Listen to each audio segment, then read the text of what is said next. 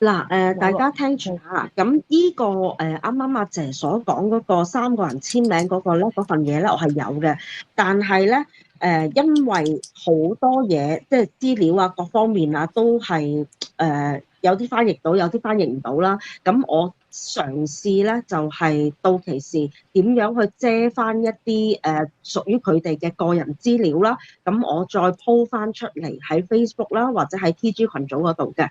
咁同埋我嗱，真係喺咁，呢度同埋咧講一講啦，因為呢個性係嘅係啦。係咁嗱，大家可以睇一睇，呢個係25年嘅4月22號。咁呢張圖咧就係我哋之前出過噶啦。當其時咧，我哋係揾資料嘅時候咧，係屬於阿姐個名嘅，就係 K 字頭嘅。咁嗱，呢個25年嘅4月22號咧，就係我哋當其時揾到資料嘅時候個日子。咁所以咧，即係話一個月之前咧，就仲係阿姐佢哋名嘅。咁而，OK，呢個係之前我哋開播有講過嘅。係啦，而呢個咧就係當其時咧，即係成份資料揾到嗱，K 字頭嗰個咧就係阿姐個名啦。而我啱啱亦都係 show 過一張文件出嚟，呢個咧就係5月22號嘅時候，我哋再查就係屬於呢個人個名噶啦。咁雖然我遮咗名啦，但係我啱啱見到有眼利嘅網民啦，或者係醒目嘅網民啦，都知道下邊 X 字頭呢個人個名到底係邊個嘅。咁嗱，其餘嗰啲我就講晒啦，咁就繼續交翻俾阿姐咧，就講翻咧，當其時嘅所有年份啦，同埋即係未轉名同埋轉名之前嘅所有嘢，都同大家交代一下。唔該。咁，另外就係想講翻啦。咁我哋本身係約咗大夫佢出嚟對數噶嘛。咁其實嗰個時間就係3月11號同埋18號啦。咁就頭先都已經講過，即係對數嘅時候發生咗啲乜嘢事情啦。咁跟住後續係點咧？咁3月18號咁嗰日嘅對數其實好短，大概半個鐘頭都冇，就已經不歡而散。咁佢哋就已經拍台走咗人嘅啦。咁然之後咧係冇任何嘅聯絡，冇任何嘅交接㗎啦。咁然後咧喺3月26號啦，咁我突然間咧喺我即係我喺屋企嘅嗰陣時，咁突然間我就收到一個 DHL 嘅信息啦。咁佢就話我喺 DHL 咧就寄咗一份件。就今日喺辦公時間內咧，就收到啦。咁而家就會派送出去嘅。咁跟住我就覺得好奇怪啦，我根本就冇寄過任何嘢出去喎。咁點解會收到呢個信息咧？咁我就將嗰個曲啦，即係有個追蹤號碼噶嘛。咁我即刻去追蹤個號碼啦，跟住就 check 到就係喺幾分鐘之前啦。咁就係話我親自就去咗 DHL 寄咗一件件去泰國嘅。咁而我真係喺屋企噶嘛，我冇出過去，咁我就覺得好奇怪啦。點解會有人會用我個電話啦，用我個名啦，跟住去寄咗一件文件去泰國？咁而呢件事咧，我係即刻聯絡 DHL，同埋我都即刻做報警去備案呢件事情嘅。咁然之後 settle 咗啦，咁嗰邊就有話啊，咁可能係嗰人入錯電話啦。咁但係我內心都會覺得有冇咁巧合啊？有啲嘢咁。呢件事咧，其實我就做咗 record 嘅。咁亦都將相關嘅資料咧就俾咗阿樂啦，同埋我另一個朋友做咗記錄啦。咁跟住就係即係呢件事就係3月26號噶啦。咁跟住呢件事之後咧，就開始就有唔同嘅騷擾嘅事情發生啦。就對翻咧就係、去貼街招啊，上就首先係將我哋資料上咗嗰啲群組，係一啲江湖群組嚟嘅，就擺咗我同阿樂嘅相啦，就話我哋落降頭啦，乜乜物物咁好多相啦。咁然之後過咗一段時間咧，就係喺我爹哋媽咪屋企嗰邊咧就貼咗街招嘅。咁貼街招咧就係貼埋我先生嘅相啦，貼埋我個女嘅相啦。咁而因為嗰啲相咧，其實咧，因為我講多少少啦，就係我係喺一段時間之前咧已經開始係冇玩任何社交平台，包括 Facebook 啊、IG 嗰啲全部我都冇玩嘅。所以其實正常咧，我嘅相咧係唔會流出街嘅。咁然後咧即係貼街招嘅相咧，全部咧都係係同大夫嗰個群組咧，我哋有陣時傾開偈，我就 send 出去。咁所以嗰啲相咧，除咗喺嗰個群組我發覺出去之外咧，其他地方係從來冇 po 過嘅。咁所以我哋都好肯定咧，就係即係呢啲事咧，都一定係大夫嗰邊做啦。咁就係接二連三就係咁樣發生呢啲事啦，跟住就去到就係5月17號咧，佢就我哋就收到資料，個公司俾人轉走咗啦。咁就因為而家公司就俾人轉走咗啦，咁我哋根本其實你哋話要幫班苦主點樣做翻啲乜嘢嘢啊，或者點樣樣啦，其實我哋係暫時就係做唔到咯。呢樣就係想即係話翻俾大家知嘅。呢件事咧，我想問啦，阿姐，我問兩句嘢。轉名呢件事，其他股東知唔知啊？即係大佬 B 啊、高峰啊、周啟啊，佢哋嗰班人知唔知道有呢件事啊？佢哋係唔知㗎，係我哋聯絡大佬 B 嘅時候，佢先知吓，唔係啊嘛，會發生啲咁嘅事，佢都好驚訝嗰陣時都。即係而家應該係知㗎啦，當時係唔知嘅。當時係唔知。明白，所以因為佢轉走咗啲名啦，然之後就當你哋對數係幾時對話？對數嘅時候仲未轉名嘅係咪啊？未㗎，嗰陣時係3月11同18號嘅。OK， 即係個時序就係話當時對數，咁佢因為啲錢就找唔起㗎啦，咁佢就揾一個江湖朋友出嚟，咁就幫手去對數，然之後就屈阿姐佢哋，就話佢哋偷咗佢啲貨，攞咗佢35抽嘢攞出去賣，咁然之後又話人哋嗰個江湖人士咧就投咗200萬落去，咁當時佢哋用嘅手法咧就係嗰樣嘢啦，就等於我去烽煙邵大夫，佢哋中意做咩㗎？大家知唔知？中意搭聲啊嘛，即係話就話要出嚟傾數傾嘢，但係當人哋一講嘢，佢就會即刻大聲去鬧翻你，然之後等你出唔到聲。我啱啱聽你所講表達嘅嘢就係咁啦，係咪大致上係咁啊？係啊。OK， 即係就係同你搭聲，等你佢出唔到聲，然之後有於無路數，然之後隔離仲會有一個凌小姐喺度話點啊驚啊，成嗰啲係咪咁？係，絕對係咁。OK，同埋我哋係冇兩句咧，即係可能我會話你做乜屈我啊？因為我都未講完屈嗰個字，或者屈我個字都未完啊，佢已經搶姜講晒佢哋要講嘅嘢，係完全唔俾機會你講。哦，放心啦，阿姐呢樣嘢咧，各位網民係親自見識過嘅，因為邵大夫曾經有一晚凌晨4點鐘，以為我瞓咗覺，然之後公開呼籲話：喂，點啊，蒲鋒鋒上嚟啊，烽煙啊，烽煙講啊！佢以為我瞓咗啊，咁點知我嗰晚又未瞓喎。其實我每日都係6、7點瞓嘅，咁然之後我就即刻烽煙上去啦。佢就係用同一個手法啦，只要我一講嘢，佢就不停喺度講嘢，務求係聽唔到你講嘢為止。係啦，咁我喺呢度啦，咁我就要同大夫講幾句啦。第一樣嘢，大夫，我唔同你講嗰啲咩捐款嗰啲事先。第一，大夫麻煩你喺個直播間公開一下，而家呢間公司係唔係大夫你嘅名嘅？嗱，我哋有晒文件㗎啦，咁啊證明係轉咗係你名嘅。咁如果你話係啊，呢間公司而家係我名㗎，咁麻煩你公開透明啲話俾大家聽，你同阿姐嘅聊天記錄。有冇承認過話轉間廠俾你？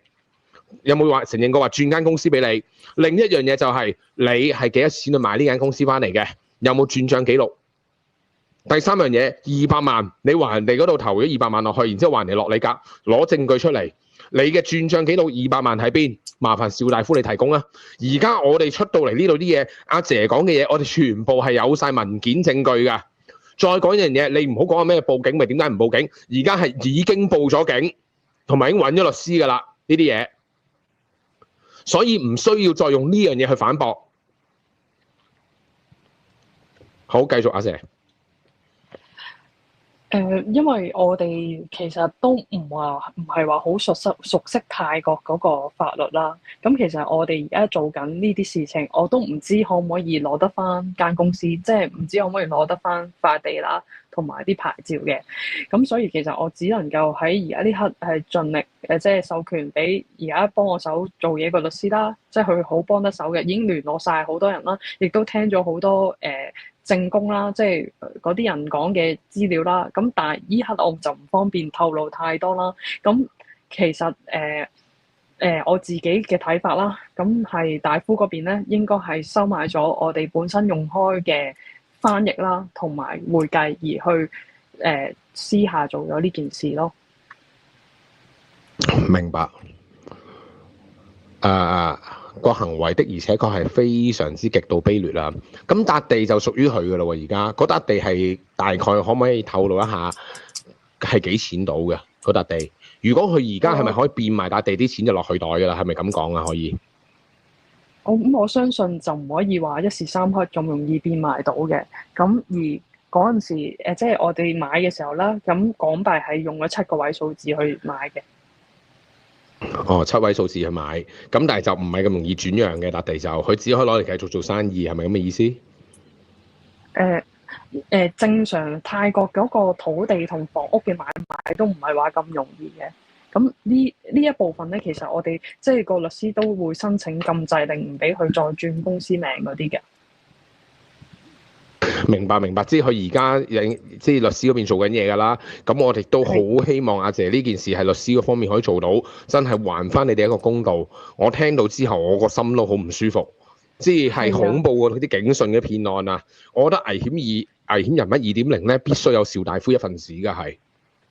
同埋佢係喺轉公司之前咧，佢係周圍放風咧，喺我哋即係嗰個園區附近啦，同埋我哋有合作嘅人咧，就係話我哋咗人2億泰幣走咗路嘅，就係話我同阿樂已經走咗路啦。咁但係我哋即係 keep 住嗰啲泰國人係同我哋係聯絡到，所以佢哋先好奇怪地問翻我哋出面佢哋咁樣吹花你哋喎，你哋其實發生啲乜嘢事啊？咁我哋都有大概同佢哋講嘅。即係真係，我真係覺得呢個人真係搞笑。佢做而家佢都 keep 住喺度開個直播出嚟。雖然我見到佢已經好憔悴啊個樣，但係佢依然係覺得佢咁樣做係冇問題嘅，仲係以一個受害者身份。我唔知道乜嘢叫受害者，我淨係知道阿姐7位數字去買一笪地翻嚟，然之後中間仲要幫佢揞咗咁多錢出嚟，租都收唔到，而家仲要俾佢轉埋間公司走。如果邵大夫呢啲叫慘，阿姐呢啲叫乜嘢？咁而同時間啦，喂，係你繼續啊。咁而其實呢個事情就係個會計咧，其實就喺24年喺間廠起好之後先至入嚟嘅，所以其實個會計咧有其中一部分就話咧，其實嗰啲錢咧並唔係我哋買嘅，係邵大夫嗰邊出錢買嘅。其實呢樣係唔成立嘅。第一樣嘢，我係有嗰個，即係我嗰陣時係做咗一個貸款去做攞呢筆錢去買呢塊地啦。咁另外一樣就係個會計當時都唔喺間公司，佢點會知道嗰啲錢其實係邊一個出咧？再另一樣嘢就係我哋做買地嗰個行動嘅時候，我哋係有晒相、有晒記錄嘅，而當中其實大夫亦都冇份參與嘅。明白。咁而家就唯一就係等律師嗰邊去做嘢啦。律師嗰邊而家有冇講大概個成數有幾多啊？有冇信心搞得掂咁樣？冇講。係啦，即係只能夠跟翻正常，即係泰國嘅途徑去做翻我哋可以做嘅嘢。明白。咁就係咯，咁成件事個來龍去脈就係咁啦。咁當時擋數嗰樣嘢，即係話200萬嗰壇嘢，可唔可以喺度再同大家講一講埋添啊？因為頭先嗰場有好多觀眾唔喺度嘅，咁都想了解一下，究竟當時係點樣揾個人出嚟擋數，而當晚佢喺度講嗰啲乜啊，成嗰啲喺度同大家講埋啊。其實件事就係咁樣嘅。喺2月尾嘅時候啦，就有追佢要找嗰啲開支啦，即係我哋嘅開支啦。咁其中一樣就係上次有提過電費嗰度咧，係唔可以遲嘅。咁電費如果遲嘅話，就會 cut 電㗎啦。咁其實已經差唔多係最後一日限期㗎啦。咁我嗰陣時都有打電話同阿凌小姐講，喂，其實你哋係咪唔夠錢啊？不如你哋快啲找咗電費先啦，其他嘢可以唔找住，但係電費如果今日或者聽日再唔找咧，就會俾人 cut 電㗎啦。咁都係話冇錢俾啦。咁嗰陣時咧，我就有同廚師佢哋傾過嘅，咁佢哋就真係唔想因為停電啦，而佢哋啲心血咧就因為停電而死咗。咁所以我就話，咁其實我自己係嗰筆錢我係有嘅，咁但係我可以褪出嚟俾你先。但係因為嗰筆錢本身係我個女嘅學費嚟㗎，咁3月1號之前你要俾翻我，因為我本身預咗嗰個錢係俾我女嘅學費嚟㗎嘛。咁如果我褪咗俾你哋冇問題嘅，咁但係你3月1號要俾翻我啦。咁嗰陣時我哋係做晒記錄，做晒群組有晒記錄。咁阿玲小姐嗰陣時都喺群組度都應承我係會3月1號俾翻我，因為佢都話佢嚟緊咧有個加拿大嘅朋友係會唔知打20萬港紙俾佢，咁所以佢就會有錢還翻俾我㗎啦。咁就係有呢件事發生啦。咁去到3月1號嘅時候咧，咁我就再追佢哋啦。喂，咁我今日要收翻嗰個錢咯喎，咁嗰個錢我要快啲去交俾我女，即係放翻去戶口自動轉帳交學費嘅。咁然後咧，我係聯絡過佢哋，咁佢哋咧係冇覆我，我再打電話俾佢哋，佢係冇聽我電話咯。咁跟住我已經覺得，咁佢哋都應該係全心係想即係焗我去俾啲錢，然之後可能嚟緊再有錢翻嚟嘅都唔會找我呢條數啦。咁我嗰下我真係已經去到忍無可忍，我係好嬲啦。咁嗰刻我就即刻退出所有嘅群組同埋封鎖咗佢哋嘅。咁我都即刻同阿樂同埋廚師佢哋講，我話我以後都唔想再同佢哋有任何交接，唔想再同佢哋傾啲乜嘢嘢啦。咁然後就退出晒所有嘅群組，跟住佢哋阿樂同埋阿斌仔啦，同埋廚師咧，佢哋就話吓，阿姐你都退出，我哋都退出㗎啦，我哋都做到心灰意冷啊，對住佢哋都即係覺得離晒譜㗎，呢個兩個人都唔係有心做嘅。咁跟住佢哋就退出晒啲群組啦。咁我相信啦，就係因為呢啲動作啦，咁阿邵大夫就會覺得啊，你係咪真係剪我飛啊？你真係唔俾我繼續玩落去咯喎！咁因為咁樣而佢就揾啲江湖人士嚟同我哋交接啦。咁本身咧，咁我哋係傾緊，即係其實發生呢件事之前，我哋都話：喂，咁不如出嚟對翻啲數啦。其實有啲數你都真係爭我哋嘅，我哋都想同你講翻係嗰度係幾多錢，你幾時可以找翻俾我哋啊？咁樣嘅。咁原本咧就傾得好地地嘅，但係就發生咗我頭先嗰件事之後咧，咁我就拒絕再傾任何嘢啦。咁但係阿樂咧有同佢哋傾嘅。咁阿大夫咧係有發嗰啲信息，就同阿樂講，就問：咁其實你哋而家係咪真係剪我飛啊？咁樣，咁阿樂就覆翻佢啦，大概意思係：哇，咁你俾唔到開支喎，咁你想我哋點啊？咁樣嘅意思啦。咁 anyway 啦，咁個就係。總之就3月1號，即係2月尾就發生呢件事，跟住3月1號左右我就退出咗一啲群組之後咧，咁佢就話約我哋要對數啦，就3月11號就出嚟對數。咁我哋其實就做晒準備，印晒200幾頁紙，即係關於由呢件事一開始去到當時當刻就有啲咩開支啊、啲單啊，其實嗰啲表啊，我哋其實全部印晒出嚟㗎。但佢一嚟到就帶咗其他嘅人啦，即係嗰個公司嘅人啦，就一入嚟就同我哋講：啊，佢而家已經係跟咗邊間公司，咁佢而家個大哥就係邊位啦。咁但係嗰個大哥係第一次係冇出現嘅。咁然之後就話佢哋公司係投咗200萬落呢個項目，咁就要我哋交代。咁就係發生晒，跟住就係變相就係話我哋做得唔好啦，開大數啦，跟住又話根本就冇啲咁嘅事啊，話我哋咧其實就收晒佢哋啲錢，但係就冇放過落間廠度嘅。另外就屈班廚師咧就偷咗350 kilo 嘅貨。咁你都聽到之前廚師都有講下，有乜可能350 kilo 會出到嚟啊？